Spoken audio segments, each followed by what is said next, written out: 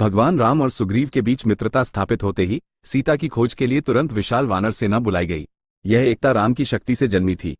सुग्रीव ने तुरंत पृथ्वी पर एक बड़ा नक्शा बनवाया और अपने सेनापतियों को आदेश दिया, उत्तर, दक्षिण, पूर्व और पश्चिम हर कोने में जाओ।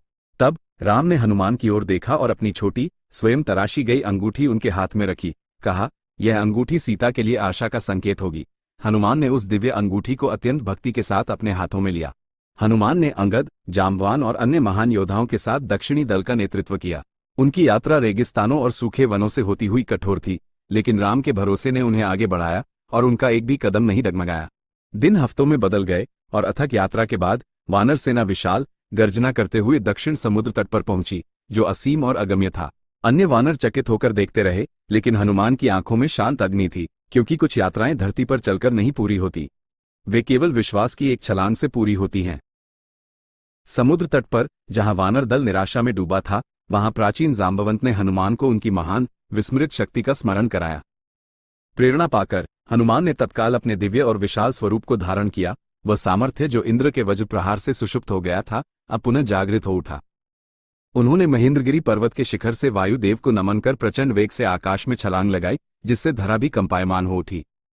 समुद्र के ऊपर देवताओं द्वारा भेजी गई देवी सुरसा ने उनकी परीक्षा लेनी चाहिए, जिसे हनुमान ने अपनी बुद्धि और विनम्रता से पार किया, क्षमता दिखाने के लिए विशाल होकर और अंत में लंबी और कष्टदायक उड़ान के उपरांत उन्होंने दूर क्षितिज पर स्थित रावण की अभेद्य स्वर्ण नगरी लंका के दर्शन किए और सीता माता की खोज का संकल्प लिया।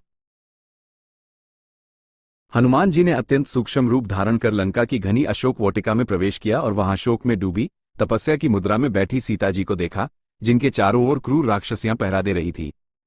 कुछ ही देर में अहंकारी रावण वहां आया और सीता को धमकी दी, परंतु सीता ने मर्यादा बनाए रखते हुए उसे दृढ़ता से अस्वीकार कर दिया। रावण के जाने के बाद हनुमान जी ने नीचे उतरकर पहले सीता को अपना परिचय दिया, फिर राम की अंगूठी सौंपकर उन्हें विश्वास दिलाया कि राम उन्हें बचाने आ रहे हैं। इस आश्वासन से सीता का वियोग दुख दूर हुआ और उन्होंने प्रेम के प्रतीक स्वरूप अपनी चूड़ामणि हनुमान को देकर राम के लिए संदेश भेजा। इस सफल भेंट के साथ हनुमान ने लंका के विनाश का संकल्प लिया और राम के पास विजय का संदेश लेकर वापस उड़ान भरी। सांझ के उजाले में अशोक वाटिका दमक रही थी।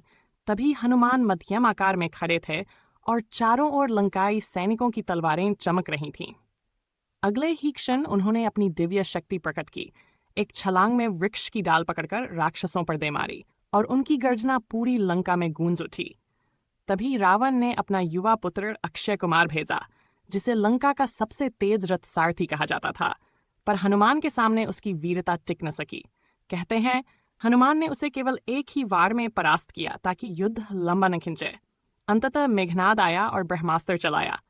दिव्यास्त्र की मर्यादा रखते हुए हनुमान ने स्वयं को बांधने दिया, क्योंकि अब उनका उद्देश्य रावण के दरबार तक संदेश पहुंचाना था।